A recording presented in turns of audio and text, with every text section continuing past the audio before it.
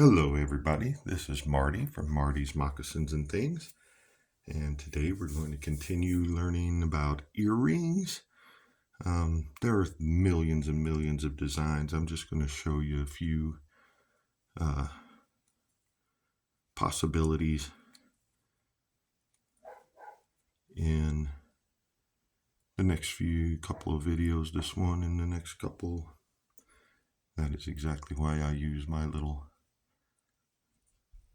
towel here so that it doesn't roll too far. Okay, we've got our head pin here, and we're just going to throw some beads on here. Last one I showed a one bead earring. Today we're going to stack some beads.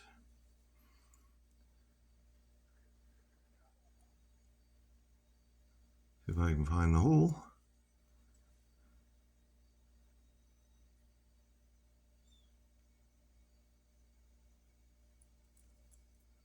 And once we have the beads on there the way that we want,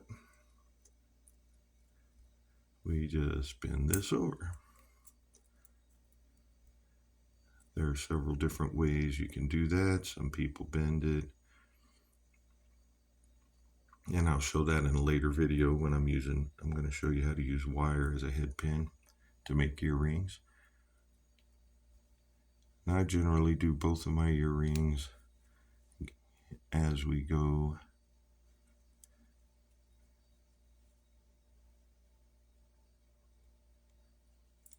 I do each little step with both of them. There we go. Now we're going to make our loop, but of course my head pin's too long because I designed it that way.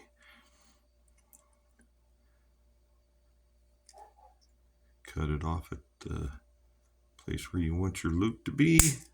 That is completely your decision whether you want a big loop or a little loop. The only thing that's important is that you get them approximately really close to the same size. Making sure you use the right tools to cut these hard wires.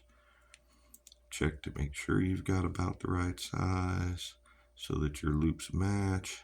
I did a pretty good job that time. Around those pliers, we're going to get it right at the tip end with nothing sticking out. All the way down to the very tip end. And I want my circle to be about yay big. You can mark your pliers if you wish. And we make a loop. Make sure that it is completely closed so that it can't slip off. It wants to spin around. You want it to be completely closed, no gaps. And it looks like I have accomplished that here. The next thing you want to do is make sure that it's kind of straight up and down. It's not bent sideways. Sometimes during the loop making process you can bend it sideways. Make sure you use good body mechanics. That's about right. See, I turn here, but that's as far as my wrist wants to go. So just spin your pliers back and continue.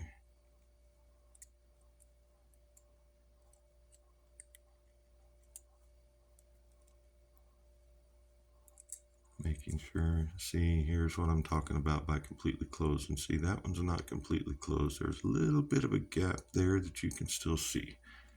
So you want that to be all the way closed. That way there's no danger of your pretty earring falling off of your earring hook.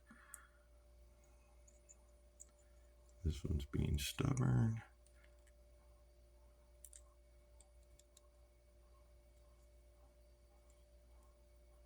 Making sure it's fairly straight. It's not quite. I'm going to use my chain nose pliers to straighten that out a little bit. There we go. We have two cute little beaded earrings here in favorite colors, pink and purple. Now we just take our earring hook, whatever earring hook you have. It should have a broken spot on the loop. open it that way. Always open it that way, never open it outwards. Then you just slide it on and close this loop. Make sure that it is completely closed again, that it is, see, that one's not quite even, so we need to go a little bit farther because you want that little end to be hiding behind the hook, and there we have it. Earring number 1 done. This is one of those little projects. The earring hooks and the head pins are not that expensive. The tools can be expensive, but you can get them fairly cheap as well if you're doing it for fun or as a hobby. But even, you know, children as young as 5 and 6 can pull this off if their motor skills are up to par. And even if they're not, this will definitely help them with their motor skills. I'm going to close that a little bit. See, that's not quite touching. You can use your round nose pliers to adjust that loop as well. And there we go. Pretty little pair of beaded earrings. Stacked beads. You can also use spacers between your beads or for your designs. There's all kinds of different spacers. I mean, let's see what we have here for spacers.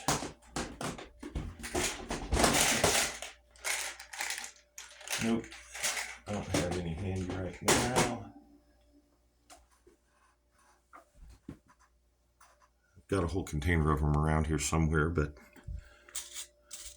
you know, little round balls, different shapes. Some of them are smooth, some of them are different colors. But in this one, we're going to use these big chunks as our bottom. And for our spacers, we're using these. Barrel beads can be used as spacers as well. Now, before you go too far, you have to make sure that your head pin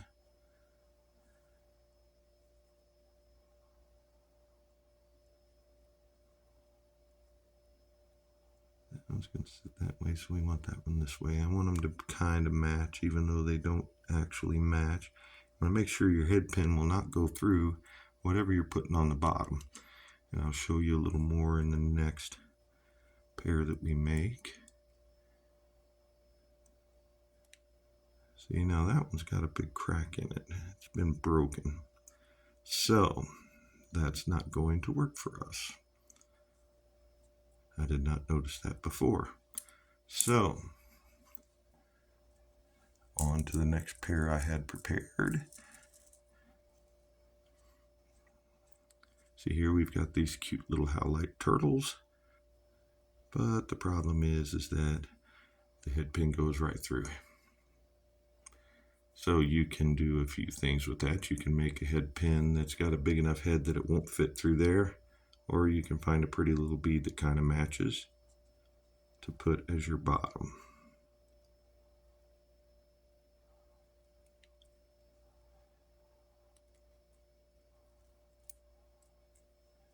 And there we go. Now he doesn't come off. I don't know why my light got so dark. And I'm going to throw this big one on top of him. And there's our little earring. I like that.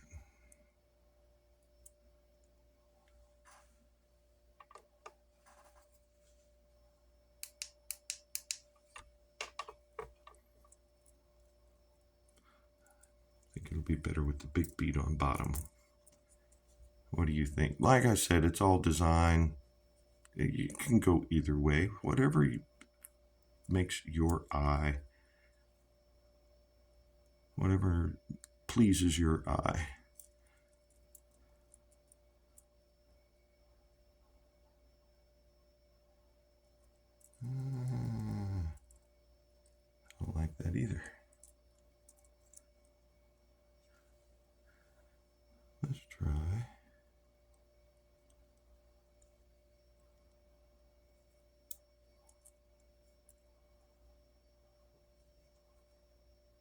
think that big bead is a little too big.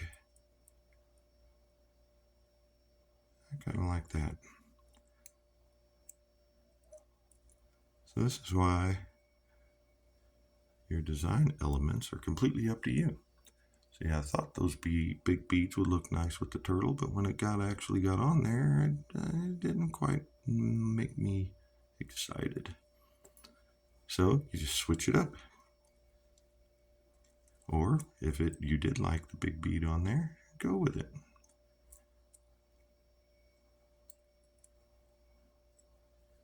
And again, you just cut your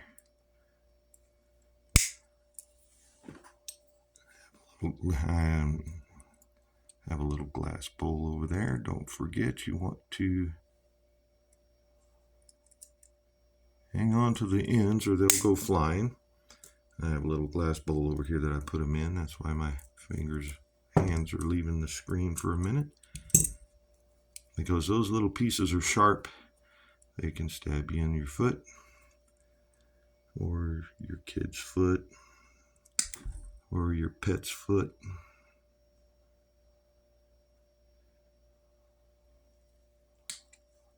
Ooh, almost cut that too short. But I think we'll be able to pull it off. Maybe not. Sometimes mistakes get made. Squish it a little. There we go. Now our loop is completely closed. It's a little crooked, so let's straighten it out a little. Here we go. Do the same thing with the other one. The design, the elements of the earrings are your big differences. Those are the major differences in everybody's earrings. The way you do the head pins, the way you do the loops. That's all just the mechanics of doing the earrings. So I'm just trying to show you a few different ways to design your earrings, because once you've made a pair or two, the rest of it is pretty much mechanical. The only thing that's left is the design. And there's millions and millions of different ways to make earrings as far as design goes. I mean, I could have put the pink and purple beads on here with the blue turtle. Somebody might have liked that. If you're making them for yourself, it doesn't really matter. You make it the way you want it. And there we go. Cute little blue earrings.